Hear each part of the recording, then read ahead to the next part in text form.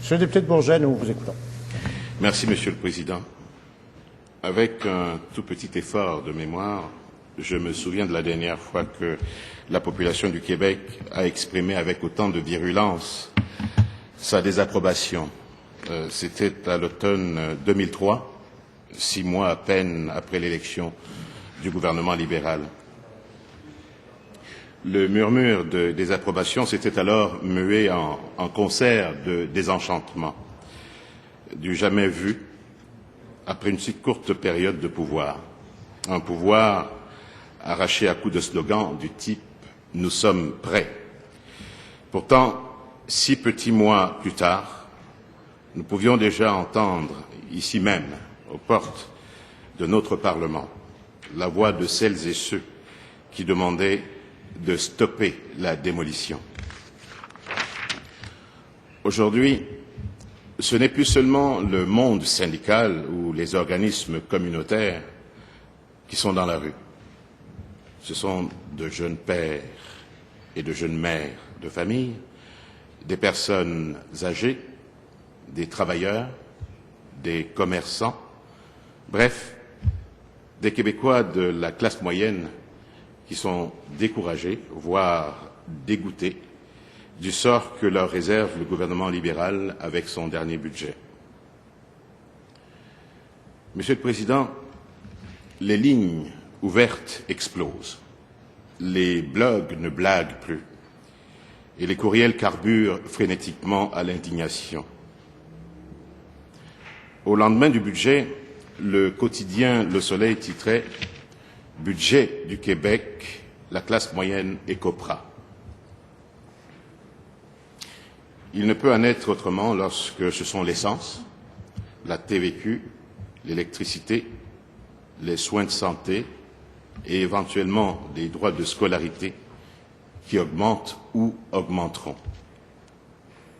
Pour un couple avec 2 enfants disposant de revenus annuels de 60 000 $, c'est une ponction instantanée de 1 000 $ dans le budget familial. Pour l'ensemble du Québec, c'est plus de 6 milliards d'ici 2014. Toute la classe moyenne, en effet, Monsieur le Président, écopera. Et elle écopera du premier budget du ministre des Finances et député d'Outremont. Les impacts pour les familles du Québec seront bien réels et les affecteront de différentes manières. Reprenons le cas de notre famille avec 2 enfants et disposant de revenus annuels de 60 000 $ et de la ponction instantanée de 1 000 $ sur le budget consacré aux loisirs, au divertissement, à la culture, en somme. Cela représente assurément des pertes considérables, tant pour le milieu culturel que pour l'individu, sa famille et ses enfants. Cela se traduira par ce livre ou ce DVD que l'on n'achètera pas, cette sortie au théâtre, au cinéma ou au musée que l'on ne fera pas, ou du moins que l'on fera à une fréquence discontinuée. Entre les dépenses courantes incompressibles pour la plupart, comme celles reliées à la facture d'électricité, par exemple, et celles dédiées aux loisirs culturels, plusieurs chefs de famille n'hésiteront pas à regret de sacrifier ce bon livre ou cette sortie familiale au musée. Quand il faut se serrer la ceinture dans les familles, c'est généralement les dépenses culturelles qui écopent.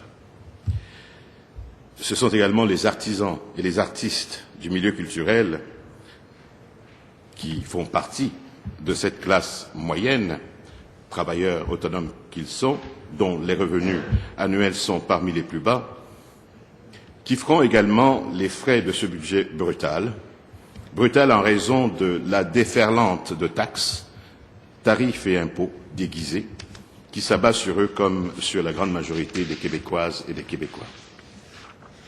Monsieur le Président, la voix, celle de la majorité silencieuse, se fait maintenant entendre. Elle se déploie et gonfle quotidiennement pour crier son courroux. Guère étonnant de lire en début de semaine que le taux d'insatisfaction du présent gouvernement atteint maintenant 77%, du jamais vu selon les exégètes en matière de sondage, car avec un tel score, c'est maintenant la quasi-totalité de la population, y compris les partisans du Parti libéral du Québec, qui sont mécontents du Premier ministre et son gouvernement. Monsieur le Président, je me souviens qu'à son arrivée à la tête du Parti libéral en 1998, le Premier ministre actuel, alors chef de l'opposition, appuyé par Madame Monique Scherm-Forget, alors sa critique en matière de finances, répétait ad nauseam, des années durant, jusqu'à leur accession au pouvoir en 2003, que les Québécois étaient les plus taxés en Amérique du Nord. Aujourd'hui, on fait bien pire, notamment en taxant la santé. Je me souviens qu'après le dépôt du budget de l'ancien Premier ministre Bernard Landry, le 9 mars 1999, Madame Jérôme Forget disait, en cette Chambre, et je la cite, « Le ministre des Finances a tenu le cap du déficit zéro. Il avait, à cet égard, reçu l'appui unanime de cette Chambre pour le réussir, et nous le félicitons de l'avoir réussi. » Fin de citation. Là réside la différence entre les deux approches. L'approche libérale, on l'a bien vu le 30 mars dernier, préconise la confrontation à l'intérieur comme à l'extérieur de ce Parlement. Et, comme dirait l'autre, qui sème le vent récolte la tempête. De plus, la tempête soulevée par le présent budget prend des airs de Mistral. Le peuple s'en souviendra. Il s'en souviendra longtemps. Et sa sentence, on peut l'anticiper, sa sentence sera sévère. Je souhaiterais, Monsieur le Président, à ce stade-ci, avec votre permission, inscrire une motion de grief. Elle se lit comme suit. Que l'Assemblée nationale blâme le Premier ministre, le ministre des Finances et la ministre de la Culture, des Communications et de la Condition féminine, qui, par la courte vue de leur budget, font preuve d'une impéritie à sauvegarder au Québec la participation culturelle de la classe moyenne. Merci, Monsieur le Président. Merci. Souhaitez déposer votre motion. D'accord. Merci, Monsieur le député de Bourget.